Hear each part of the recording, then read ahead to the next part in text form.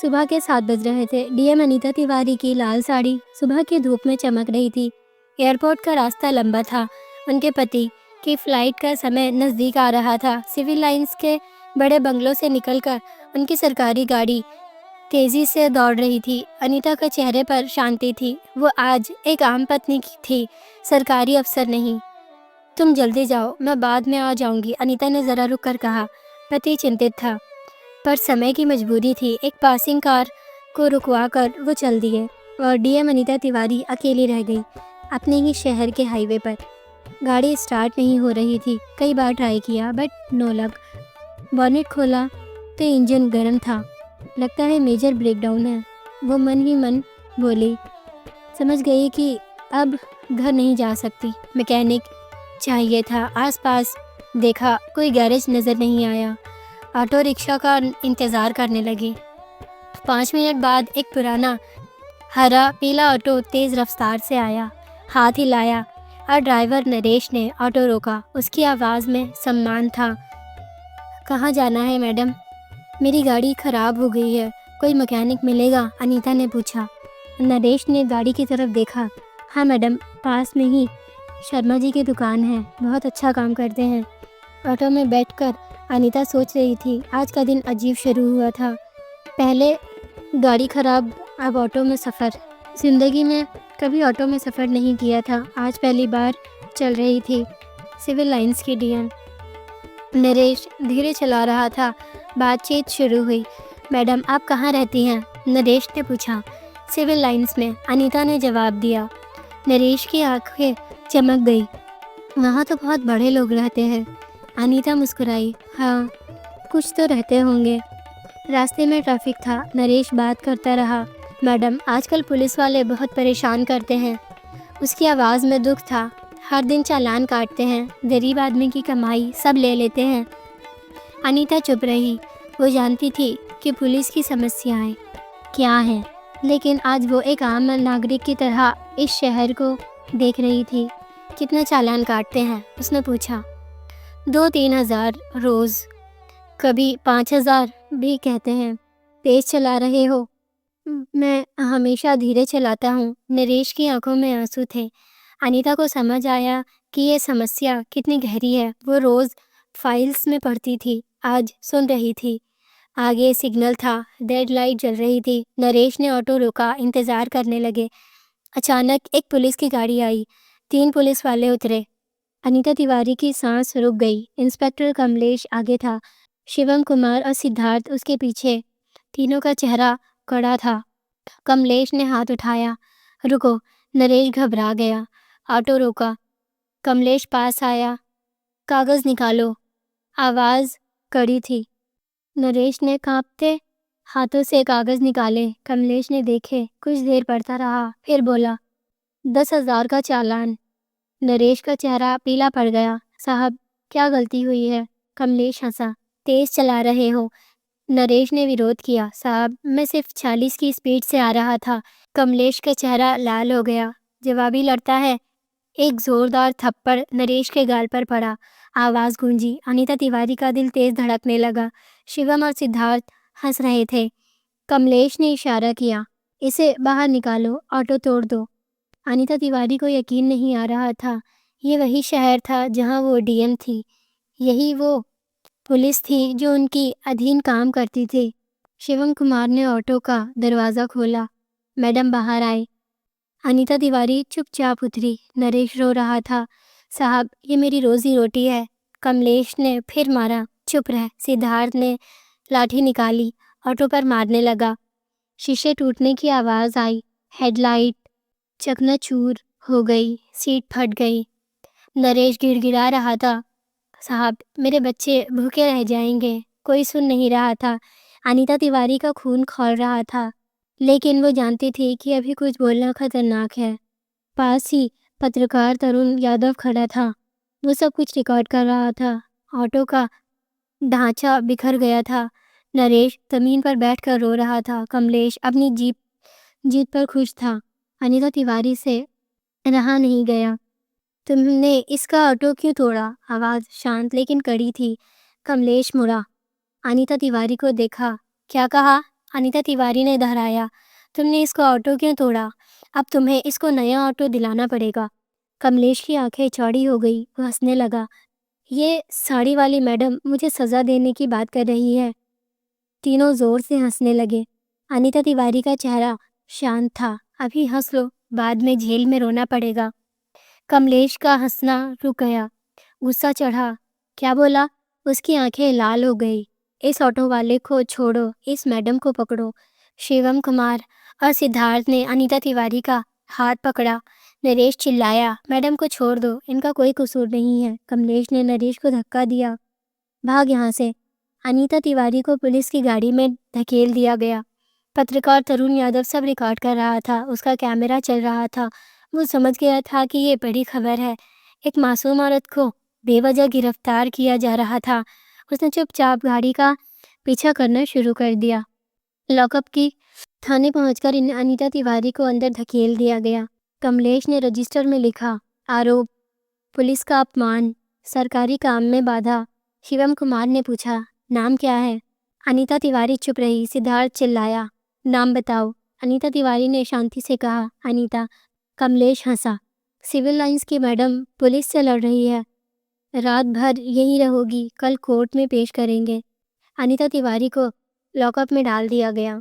Lockup में अंधेरा था, दीवारें गंदी थी, बदबू आ रही थी। यहाँ रोज गरीब लोग लाए जाते होंगे, अनीता ने सोचा। यहाँ न्याय नहीं मिलता होगा, यहाँ सिर्फ जुल्म होता होगा। वो यहाँ की डीएम थी, लेकिन यहाँ के पुलिस वाले उसे नहीं जानते थे। ये जानबूझकर नहीं जानना चाहते थे। भ्रष्टाचार इतना गहरा था कि सिस्टम ही खराब हो गया था। उसने गाड़ी देखी। शाम के 5 बज गए थे। बहुत दूर तरुण यादव अपने छोटे से कैमरे में वीडियो एडिट कर रहा था। हर फ्रेम साफ था, आवाज़ भी अच्छी आ रही थी। उसने टाइटल लगाया, पुलिस का जुल्म, निर्दोष औरत गिरफ्तार। डिस्क्रिप्शन लिखा, एक गरीब ऑटो वाले की रोजगार बर्बाद, एक मासूम औरत को बेवजह जेल। अपलोड बटन दबाया। वीडियो यूट्यूब पर गया, फेसबुक, इंस्टाग्राम, ट्विटर पर शेयर किया। रात के 12 बजे तक वीडियो को 1 लाख व्यूज मिल गए थे। कमेंट्स की बाढ़ आ गई थी। ये औरत कौन है? पुलिस की हरकत शर्मनाक है। तरुण यादव खुश था, लेकिन वो नहीं जानता था कि इस औरत की पहचान क्या बवंडर लाने वाली है। सुबह तक वीडियो 10 लाख व्यूज पार कर गई थी। लोग पागल हो गए थे। कमेंट्स में लड़ाई हो रही थी। सुबह 8 बजे एक कमेंट आया, ये औरत हमारे यहाँ रहती है, सिविल लाइंस में। फिर तीसरा कमेंट, ये कोई साधारण औरत नहीं।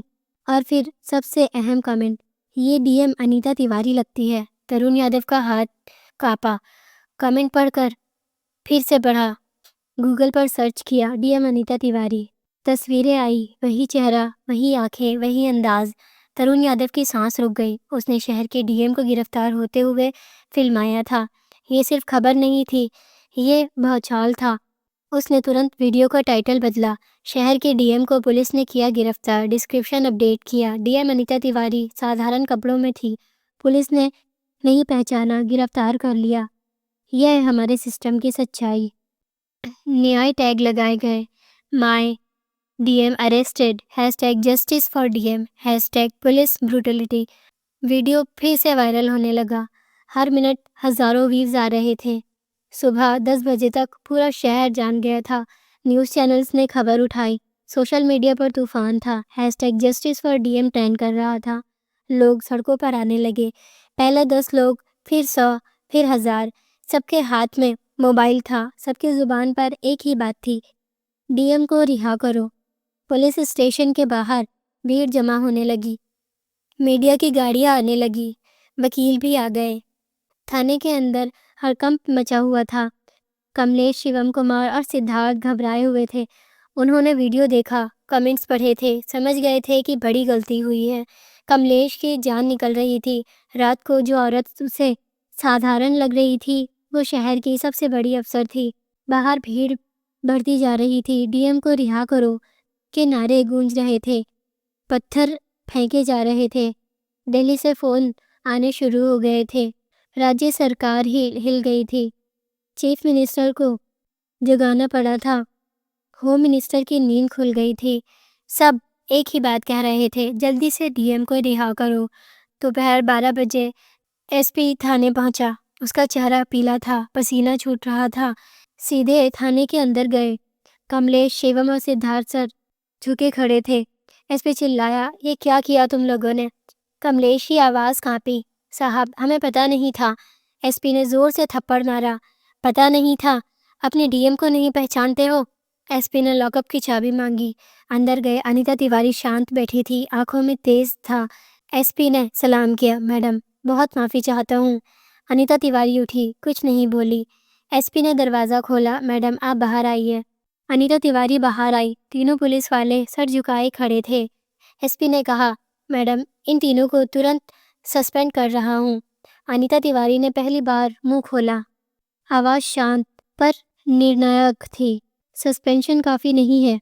एसपी समझ गया। मैडम, एफआईआर भी दर्ज करवाना चाहती हैं। अनीता तिवारी ने फिर पूछा, उस ऑटो वाले का क्या? एसपी हिचकिचाया। कौन सा ऑटो वाला? अनीता तिवारी ने बताया, नरेश। इन लोगों ने उसका ऑटो तोड़ दिया था।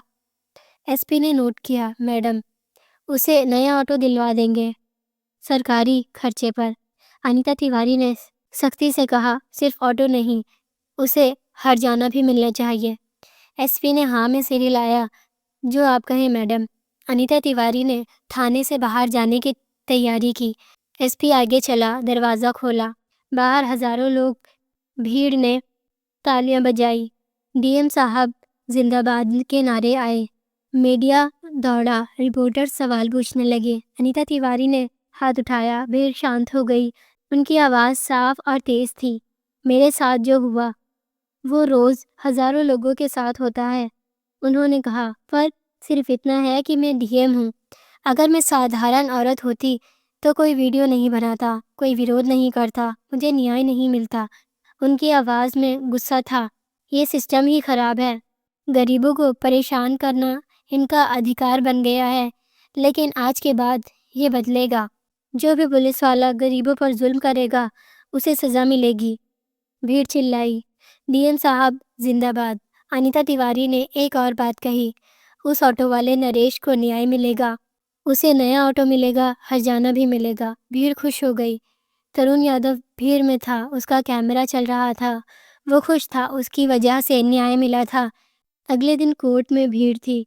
तीनों पुलिस वाले हथकड़ी में थे। नरेश भी था। जज ने केस सुना, वीडियो देखा, गवाह सुने। तुरंत यादव ने पूरी कहानी बताई। नरेश ने अपना दुख बयान किया।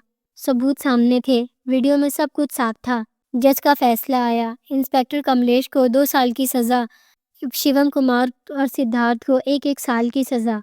तीनों की नौकरी गई और सबसे अहम, नरेश को 1 लाख रुपए का हर्जाना मिला। नया ऑटो मिला, सरकारी खर्चे पर। कोर्ट के बाहर भीड़ खुश थी। न्याय मिल गया था।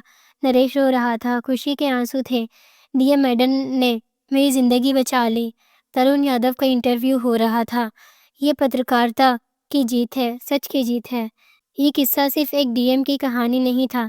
ये एक लाल साड़ी की सख्ती थी, जिसने सिस्टम को मजबूर कर दिया कि वो अपने आप को सुधारे। उस दिन से शहर की पुलिस ने गरीब लोगों पर जुल्म करने से पहले 100 बार सोचा। भ्रष्टाचार की दीवारों में पहली दरार पड़ चुकी थी और ये बदलाव डीएम अनीता तिवारी की एक साधारण यात्रा से शुरू हुआ था। दोस्तों, ये कहानी आपको कैसी लगी कमेंट में ज़रूर बताना। वीडियो को लाइक, शेयर और चैनल को सब्सक्राइब ज़रूर करना। मिलते हैं अगले वीडियो में। धन्यवाद।